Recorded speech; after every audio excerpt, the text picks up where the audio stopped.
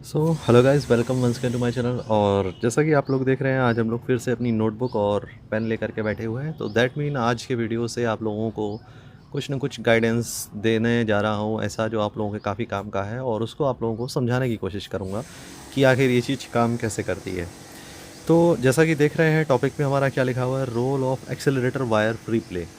तो सबसे पहले थोड़ा बहुत डिस्कस कर लेते हैं कि आखिर ये जो टॉपिक है आज का, role of accelerator wire free play, इसकी क्या इंपॉर्टेंस है और क्या रोल इसका होता है। जितनी मॉडर्न बाइक्स आजकल देख रहे हैं आप लोग चल रही हैं, बहुत सारी बाइक्स में आप लोगों ने देखा होगा जो FI हैं, BS6 में आ रही हैं, उनमें क्या है कि आपका फ्यूल इंजेक्टर लगा हुआ है, और फ्यूल इंजेक्टर का जो फ्यूल का अमाउंट है वो कैलिब्रेट होता है एक सेंसर से, जो कि थ्रॉटल बॉडी में ब्लैक कलर का लगा हुआ होता है, आप लोगों ने देखा होगा।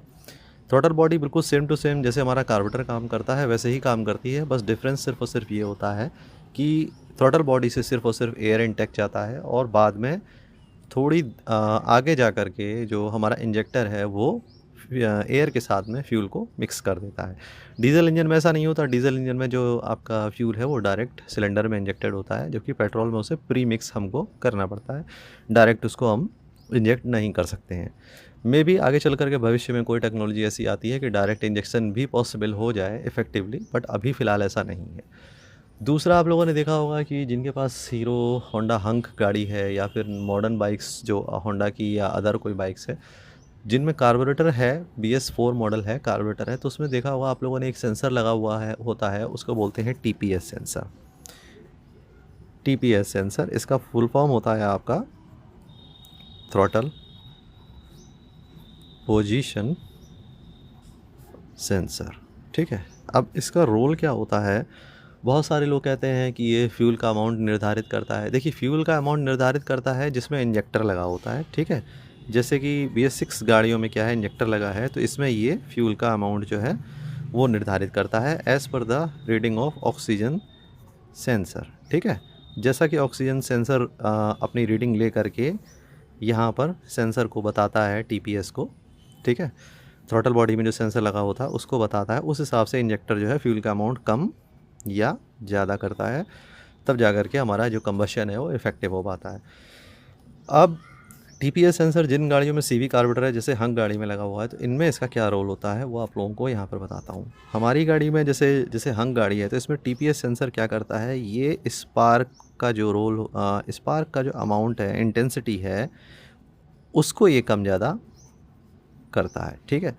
जिस हिसाब से थ्रॉटल की पोजीशन होती है उस हिसाब से आपका जो मतलब स्पार्क है, जैसे सपोज़ करिए कि थ्रॉटल की पोजीशन अप है, तो हमारा क्या है, फ्यूल ज़्यादा जा रहा है तो स्पार्क हाई होगा।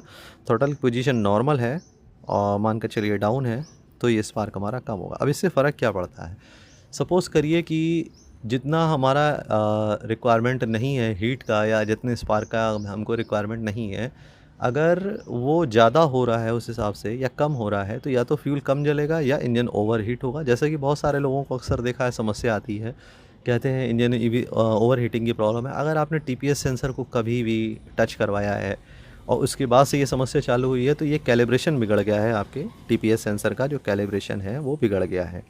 तब आपको इस कैलिब्रेशन को ठीक कराना चाहिए, और इसके बाद आपकी हीटिंग की जो प्रॉब्लम है वो ठीक हो जाएगी। लेकिन हाँ, ये तब की बात हो रही है जब आपने इस TPS सेंसर को छेड़ा हो या फिर इसको खुलवाया हो। ठीक है। अगर आपने इसको छेड़ा या खुलवाया नहीं है, फिर हीटिंग की प्रॉब्लम है, तो इसका रीज़न कुछ और भी हो सकता है।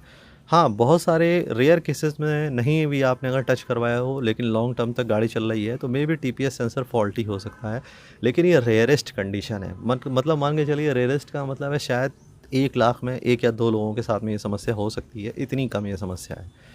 तो आज हम लोग डिस्कशन जो हमारा है वो ये है कि आखिर हमारे रोल जो है वायर का जो होता है, एक्सेलरेटर वायर जो होता है हमारा, उसके फ्री प्ले का गाड़ी के परफॉर्मेंस से क्या लेना देना है। तो ज़रा समझने की कोशिश करिएगा। जैसे एक्सेलेरेटर का वायर हमारा होता है, ये सपोज़ करिए हमारा एक्सेलेरेटर है। ठीक है। ये हमारा हैंडल जा रहा है, हम इसको खींचते हैं, तो जो वायर है वो एक सर्कुलेट इस तरीके से अंदाज में एक तरीके से रोल होता है अराउंड एक्सीलेटर, और वायर जो है हमारा खिंचता है। कहाँ से खिंचता है, सपोज़ करिए ये हमारा कार्बोरेटर है, मैं ऐसे ही रफ़ बना दे रहा हूँ, आप लोग समझ लीजिएगा। यहाँ पे वो वायर जो है आपका आ रहा है यहाँ से, और हमने इसको खींचा। अब होता क्या है कि अंदर ये वायर जो क्या होता है, एक स्लाइड होती है। जैसे पुराने कार्बोरेटर्स में क्या होता था, एक स्लाइड होती थी जिसमें कि ये पिन लगी होती थी, तो ये जो स्लाइड है ये धीरे धीरे ऊपर की तरफ मूव करती है। अब अगर आप लोग नोटिस करेंगे तो आपने देखा होगा ये स्लाइड अक्सर क्या होता है, मेन जेट में एंटर होती है, जिसमें कि ढेर सारे यहाँ होल होते हैं, थोड़े थोड़े डिस्टेंस पे होल होते हैं, और ये इस होल के अंदर धीरे धीरे करके अप डाउन होती है। जिससे क्या होता है, जैसे जैसे ये होल से ऊपर जाती है तैसे तैसे एयर के फ्लो इसमें बन जाता है, और ज़्यादा होल से जो है आपका फ्यूल जो है वो बाहर जाने लगता है। ठीक है, उससे क्या होता है, हमारा गाड़ी जो होती है एक्सेलरेट ज़्यादा करने लगती है, और हमारा परफॉर्मेंस जो है बढ़ने लग जाता है, मतलब एक्सेलरेट ज़्यादा करने लग जाती है, स्पीड बढ़ने लग जाती है। सपोज़ करिए ये जो आपकी स्लाइड है अगर ये फ्री नहीं है, समझते जाइएगा, मतलब मान के चलिए आपका एक्सीलेटर वायर जो है वो बीच में कहीं ना कहीं अटक रहा है, आपने एक्सीलेटर खींचा, अभी पता चला हमारी ये जो हमारी स्लाइड थी, मैं दूसरे पिक्चर से आपको समझाता हूँ। ठीक है, ये हमारी पिन है यहाँ पर, और ये हमारी स्लाइड है।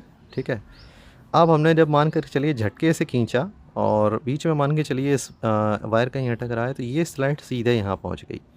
ठीक, और मतलब ये पिन है हमारी, ये क्या था, यहाँ से सीधे आकर के यहाँ आ गई। तो अब ये सोचिए इतने बीच के होल थे, यहाँ पर पहले हमारा फ़्लो सिर्फ नीचे वाले होल से बनना था, अब डायरेक्ट यहाँ से बनने लग गया, और बीच वाले से बना ही नहीं, और बाद में धीरे से जब एयर का फ़्लो बढ़ा तो बीच वाले में ये फ़्लो बनना शुरू हुआ। तो जो एक्स्ट्रा अमाउंट फ्यूल गया होगा, ध्यान दीजिएगा, एक्स्ट्रा जो अमाउंट फ्यूल का गया होगा वो क्या करेगा, इंजन में जब दाखिल होगा तो अनबर्न्ट रह जाएगा। क्या हो जाएगा, अनबर्न्ट। अब ये कहीं नहीं जाने वाला, ये क्या बनेगा, कार्बन। लोग कहते हैं कि नहीं इंजन में जो चीज़ जाती है वो जल जाती है, ऐसा नहीं है। देखिए इंजन का जो हमारा पेट्रोल इंजन का है वो आइडियल जो रेशियो होता है वो 14:1 का होता है। ये हमारा एयर होती है, ये हमारा फ्यूल होता है। अगर हमारा रेशियो कम या ज़्यादा होता है तो रिज़ल्ट क्या होता है, या तो हीटिंग होती है या फिर पुअर कम्बशन होता है। ठीक है, दो में से एक चीज़ होती है, या दोनों भी हो सकती हैं। अगर एक्स्ट्रा हमारा फ्यूल का अमाउंट जाएगा तो हमारा क्या होगा कि कार्बन डिपोजिशन ज़्यादा होगा, हीटिंग की प्रॉब्लम होने लग जाएगी, और वो जो फ्यूल है ये याद रखिएगा कि वो कहीं नहीं जाने वाला है, वो आपके इंजन में लौट करके वापस ऑयल में मिलता है जा करके, लुब्रिकेंट में। ठीक है, और दूसरी बात जो अनबर्न्ट है वो कार्बन के फॉर्म में वहीं रहेगा, कहीं नहीं जाएगा। उससे क्या होगा, धीरे धीरे करके आपका गाड़ी का जो परफॉर्मेंस और स्लगिश होता जाएगा। अब ये कार्बन क्या करेगा, स्पार्क प्लग फाउलिंग, समझते जाइएगा, एक छोटी सी प्रॉब्लम आपको कहाँ से कहाँ पहुँचाएगी। ठीक, जैसे कि लिवर किडनी ख़राब होती है, इसके बाद और भी समस्या होने लगती हैं। एक डायबिटीज़ हो गई आदमी को, फिर पता चला उससे ऑर्गन भी ख़राब होने लग गए, धीरे धीरे करके सारे ऑर्गन ख़राब। अब स्पार्क प्लग फाउलिंग हो गई, उससे क्या होगा, वॉल्व्स पर कार्बन जमने लग जाएगा। ठीक, वो भी ख़राब। अब वॉल्व्स पर कार्बन जमने लग जाएगा, पुअर कंबशन होगा, कंप्रेशन चला जाएगा। ठीक, अब कंप्रेशन जाने के बाद क्या होगा, परफॉर्मेंस आपको मिलेगा नहीं, धीरे धीरे धीरे करके क्या होगा, अदर जो पार्ट है मान करके चलिए, अदर जो चीज़ों का परफॉर्मेंस है वो, क्योंकि इंजन देखिए एक दूसरे से जुड़ा है, तो कहीं ना कहीं धीरे धीरे करके पूरे के पूरे इंटायर इंजन में प्रॉब्लम जो है वो पहुंच जाएगी कहीं ना कहीं। प्रोसेस लंबा है, वीडियो में पूरा नहीं बता सकता, लेकिन आप लोग समझ रहे होंगे। तो अब आखिर ऐसा हो क्यों रहा है, क्योंकि आपने क्या किया कि जो वायर का फ्री प्ले था वो आपका वायर फ्री नहीं था। होता क्या है, नया वायर डलाया, आप लोगों ने देखा होगा जब ये वायर नया पड़ता है, आपका एक्सीलेटर वायर जो होता है नया पड़ता है जब, तो आपने देखा होगा परफॉर्मेंस कुछ टाइम तक बड़ा बढ़िया आता है। ठीक, इसके बाद एकदम से डिग्रेड डाउन होने लगता है। रीज़न क्या होता है, देखिए स्पेशली बरसात के टाइम में क्या होता है, बारिश होने के बाद आपका जो वायर होता है उसमें पानी चला जाता है, धीरे धीरे क्या होता है, मॉइस्चर पकड़ लेता है, रस्टिंग हो जाती है, वायर हो जाता है हार्ड। अब वहाँ पर क्या है कि लोग सोचते हैं अरे वायर तो अभी इंटैक्ट है। अब देखिए क्लच वायर की तरह ये टूटेगा नहीं, लेकिन टाइमली क्या होता है कि इसमें प्ले आ जाता है। ये आपको एक्सेलरेटर जब आप यूज़ करते हो तो आपको समझ में आएगा कि आपके वायर में प्ले आया है या नहीं आया है, या फिर आपको एक्सीलेटर जब आप खींच रहे हो तो आपकी थ्रॉटल का रिस्पांस मतलब क्रिस्प नहीं आ रहा है, तो आप समझ जाइए कि आपका जो वायर है कहीं ना कहीं वो भी इसके लिए जिम्मेदार है। लेकिन पूरी की पूरी इंटायर जो बाइकिंग कम्युनिटी है उसका ध्यान सिर्फ कहाँ जाता है, हर चीज़ के लिए इंजन को रिस्पॉन्सिबल ठहरा देते हैं। फलानी दिक्कत सर्विस कराओ, ढिकानी दिक्कत सर्विस कराओ, ये कराओ वो कराओ, लेकिन ये नहीं पता है कि छोटी छोटी चीज़ों से क्या फ़र्क पड़ता है। अब मान करके चलिए कि इन केस जो पहले बाइक्स आती थी आज से 10-12 साल पहले और पहले, जिनमें मैनुअल स्लाइड होती थी, अब आप कहेंगे उसमें कैसे फ़र्क पड़ सकता है, उसमें तो टीपीएस नहीं था। टीपीएस नहीं भी था, लेकिन आप जैसे समझ रहे हैं वेंचुरी का जो रोल होता है, देखिए वेंचुरी की जो पिन होती है वो ऐसी होती है, आप लोगों ने देखा होगा, जो आगे से मोटी और पीछे आगे पतली होती चली जाती है। अब ये एक जेट में काम करती है, ये जेट कुछ ऐसा दिखता है, मेन जेट जिसको कहते हैं, जिसमें धीरे धीरे होल होते हैं।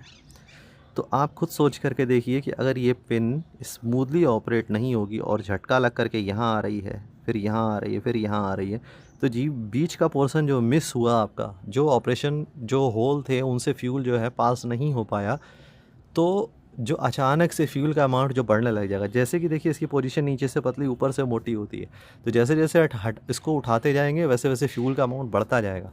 अब आप समझिए बीच का जो फ्यूल है वो बर्न नहीं होगा तो क्या होगा, बस वही दिक्कत होती है। बहुत सारे लोग क्या कर देते हैं कि इसमें एडजस्टमेंट के लिए एक पिन होती है ऊपर, ये जैसे इसमें यहाँ पर ये पोर्शन होते हैं, इसको रॉन्गली एडजस्ट कर देते हैं, या तो ज़्यादा फ्यूल बढ़ा देंगे या बिल्कुल ही कम कर देंगे। उस चीज़ से भी ये समस्या यहाँ पर क्रिएट हो सकती है। लेकिन जो मेन चीज़ है, फ्री प्ले से आपने देखा झटका लग करके जो पिन ऊपर जा रही है उससे क्या होगा, तो यहाँ पर इसका सबसे बड़ा सॉल्यूशन तो ये है कि या तो आप वायर पूरा अपना विद आउटर चेंज करा लीजिए, उसमें कोई कंजूसी मत करिए, 60-70 ज़्यादा से 100 रुपये का वायर आएगा, लेकिन बहुत फ़र्क आ जाएगा गाड़ी चलाने में। स्पेशली रेनी सीज़न के बाद तो ये काम ज़रूर कराइए।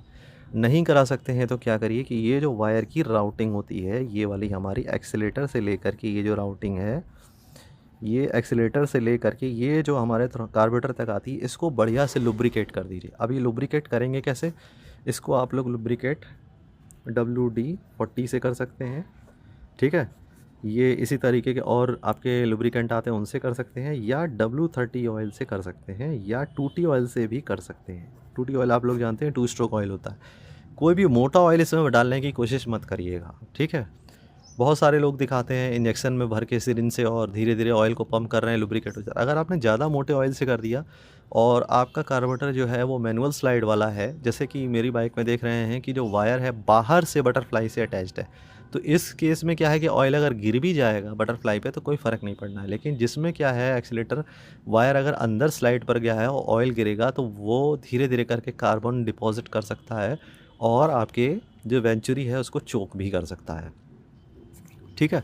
गाड़ी हॉल्ट हो सकती है कहीं भी मिडवे में, रास्ते में, और बहुत सारा ऑयल भर देते हैं तो वो पूरा का पूरा ऑयल कार्बोरेटर में जाएगा, आगे क्या होगा वो कहने की बात नहीं है।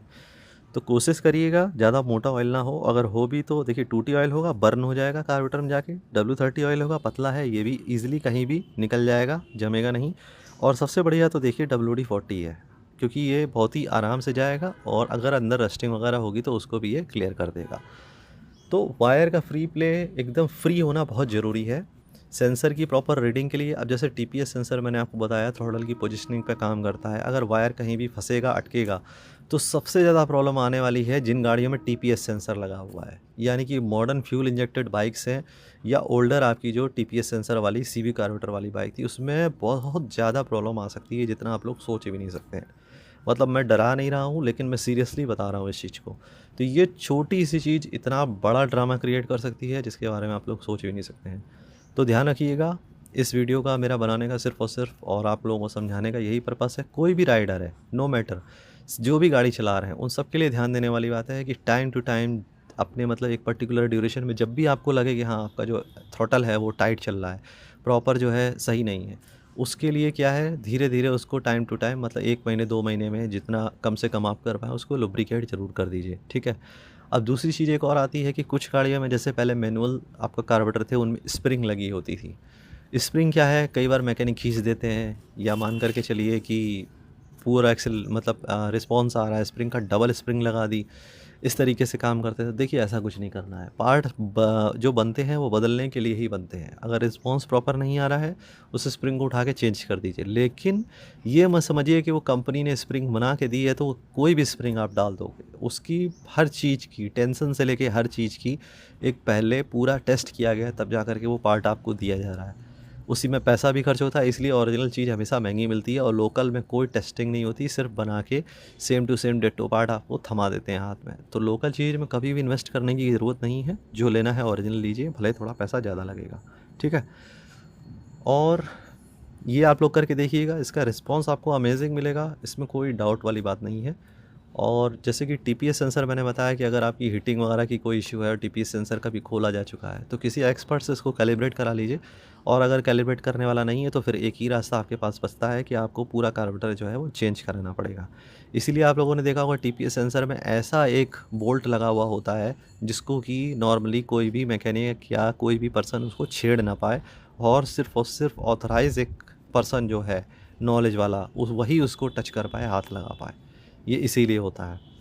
लोग इस चीज़ को समझते नहीं हैं और गाड़ी फिर प्रॉब्लम करने लग जाती है। जैसे कि आप लोगों ने देखा होगा इनिशियली जब सीवी कार्बोरेटर वाली गाड़ियाँ आई थी तो मैकेनिक क्या करते थे कि मतलब कोई भी मैकेनिक प्लीज़ अगर इस वीडियो को देखे तो माइंड मत करिएगा, मैं सबके बारे में बात नहीं कर रहा हूँ। कुछ लोग होते हैं जो मान लीजिए नॉलेज नहीं है लेकिन फिर भी उस चीज़ को छेड़ने की कोशिश करते हैं, ये उनके बारे में है। तो उन्होंने क्या किया कि आपका डायाफ्राम जो होता था रबर का उसको पेट्रोल से साफ़ कर देते थे, और जहाँ पेट्रोल लगा उसमें तहाँ उसका काम ख़त्म हो जाता था, फिर वो लूज़ हो जाता था, फिर वो काम नहीं करता था, प्रॉपर रबर श्रिंकरिंग करती थी, बाइक मिसिंग करने लग जाती थी। ऐसा बहुत लोगों के साथ में हुआ, ख़ास तौर से पल्सर गाड़ी में ऐसा बहुत लोगों के साथ में हुआ। बाद में धीरे धीरे जब सबको आइडिया हो गया कि हाँ ऐसा करने से प्रॉब्लम होती है, तब सब ने अपना ये रेक्टिफाई कर लिया, सुधार लिया। और फिर आने वाले टाइम में ये भी क्लियर हो गया कि हाँ इस कार्बोरेटर को हमें फ़िलहाल जल्दी साफ़ करने की ज़रूरत पड़ती ही नहीं है।